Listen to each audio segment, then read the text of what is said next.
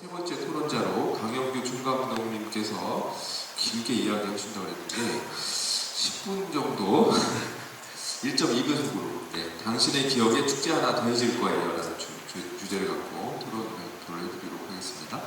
안녕하세요, 강영규입니다. 작년 축제 토론에서 코르소 준데르크 페스티벌의 사례를 들었었어요. 네덜란드의 코르소라는 지방에서 있는 퍼레이드를 하는 축제인데 정말 어마어마한 축제입니다.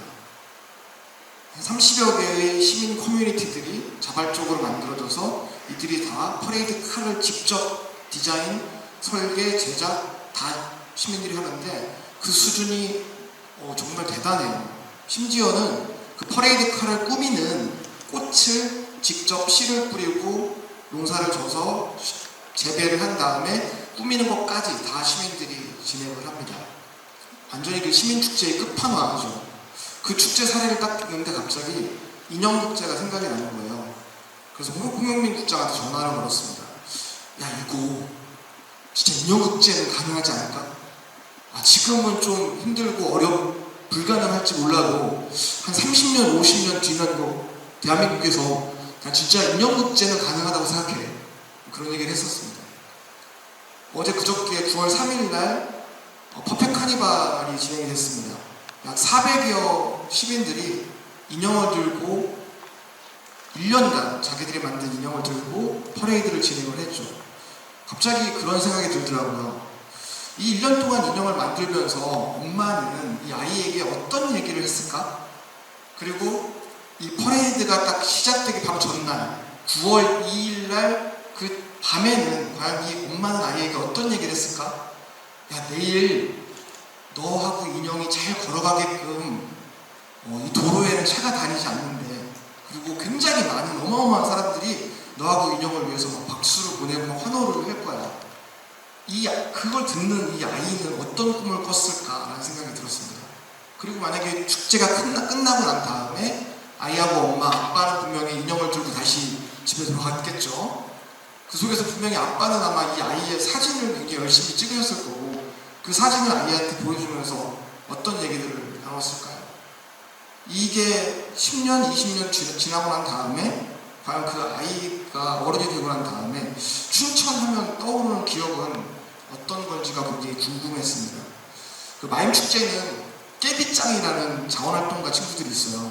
이들이 한 3개월 정도 마임 축제를 함께 만듭니다. 마임도 배우고 춤도 추고 축제 공간을 직접 디자인하고 설계하고 해서 축제를 함께 만들어요.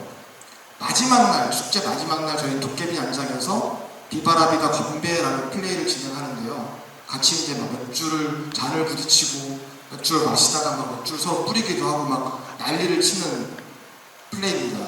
그 중에서도 아주 일련의 무리가 눈에 확 들어오는데요. 그게 이제 그 깨비짱, 깨비들입니다. 얘들이 춤을 잘 춰서가 아니에요. 아주 거의 비명에 가까운 함성 소리를 질러대고 춤이라고는 할 수 없는 몸부림을 치면서 난장을 치는데 진짜 미친 사람들처럼 보입니다. 정말 저렇게 축제가 좋을까? 재밌을까? 해가지고 가까이 가봤더니 걔들이 외치는 비명은 와 신난다 이게 아니에요. 야 끝났다 합니다. 거의 육두문자에서 하면서 끝났다 이런 소리를 질러요. 그렇게 3개월 동안 이렇게 계속 만들고 거의 노가대를 아침 새벽부터 밤새고 막 이렇게 계속 뛰는데 이 끝나는 것이 어떻게 안 즐거울 수 있겠습니까? 그렇게 막 춤추고 있는 일련의 무리들보다 저쪽 구석을 보면 또 한 여자애가 막 울고 있어요. 언니들 막 달래고 있습니다. 괜찮아 울지마. 오빠들 그렇게 대략 난감해하는 눈치예요. 야 네가 울렸지? 아니 너 안 울렸어. 이러고 있는 사이입니다. 보면은 뭔가 이렇게 3개월 동안 같이 이 오빠 언니들하고 힘들지만 재밌게 막 즐기고 놀았는데 오늘이 이제 끝이야? 그럼 못 보는 거야? 막 이런 속에서 괜히 서러워지고 서글퍼지고 막 아쉽고 막 그러면서 이제 자기도 주체할 수 없는 감정들이 막 터지는 그런 순간들이 오는 것 같아요. 과연 이 친구들한테 춘천은, 그 춘천의 5월은 어떤 걸로 기억될지가 굉장히 궁금합니다. 마임축제하고 인형극제는 올해로 35회를 맞았어요. 둘이 굉장히 비슷한 게 많습니다. 똑같은 해에 생겼고요. 그리고 정말 상업적, 비상업적인 마임과 인형극을 하는 순수 예술 축제입니다. 저희는 사실 굉장히 저마다 굉장히 큰 꿈을 갖고 있어요. 어떻게 보면 말도 안 되는 꿈이에요. 춘천을 인형의 도시로 만들고 싶어요.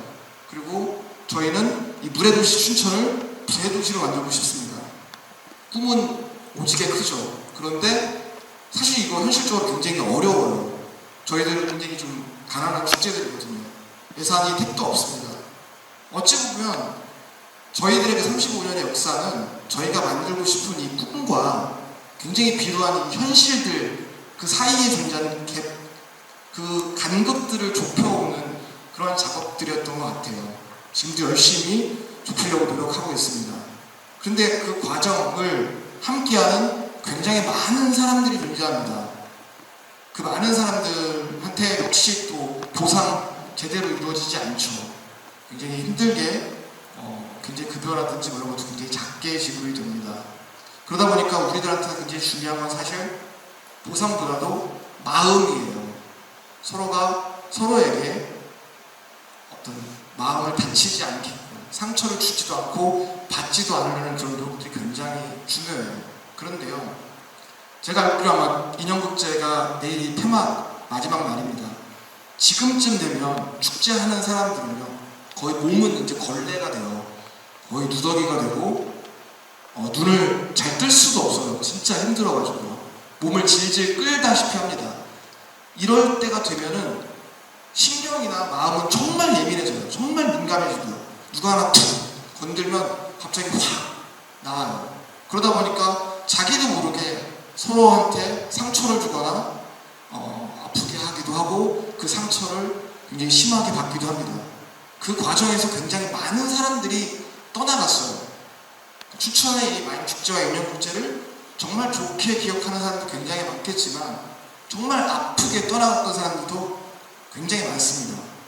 저는 이 유니마 총회가요, 그 25년이 물론 그 굉장히 춘천을 즐겁게 생각하는 축제를 즐겁게 즐겼던 그 많은 사람들한테 축제의 자리가 됐으면 하는 소망이 있지만요, 그보다도 정말 그 아프게 떠나서 다시는 춘천을 돌아보고 싶지도 않은 그런 사람들과 화해하는 그런 자리가 됐으면 좋겠어요. 옆에 이제 권석 선배님 계신데요, 솔직히 좀 굉장히 부담스럽거든요. 왜냐하면 선배님은 사실 아무런 마음이 없는데 저 때 저희들의 그 옛날에 축제들을 만들으셨던 그 선배님들, 그 과거에 그 찬란했던 인형국제와 마임축제를 만들었던 선배님들이 솔직히 후배로서 굉장히 부담스러워요. 춘천 마임축제 경쟁자는 그 잘나갔던 옛날에 춘천 마임축제라는 말이 굉장히 많거든요. 도깨비 난장의 경쟁자는 과거 고슴도치섬의 도깨비 난장이다라는 말처럼요. 이제 좀 이렇게 약간 그런 마음의 부담감 좀 내려놓고, 선배님, 우리 백신 때, 코로나 때에도 축제 시즌제를 하고 백신을 했던 축제들이고요. 이제 이렇게 세계적인 유니마 총회 같은 것도 우리 힘으로 진행하고 있는 그러한 춘천입니다. 이렇게 좀 과거와 화해하고 정말 많은 사람들이 다시 춘천을 축제의 도시로 기억하는 그런 25년이 됐으면 하는 바람입니다. 이상입니다. 네, 감사합니다. 네, 현장에서 마임축제를 만들고 있는 입장이다 보니까 훨씬 더 생생한 이야기들이 된 것 같습니다. 그리고 이제 선배님들의 보살핌을 떠나고 스스로 독립하겠다는 그런 의지가 막 강하게 느껴지는 그런 발표였습니다.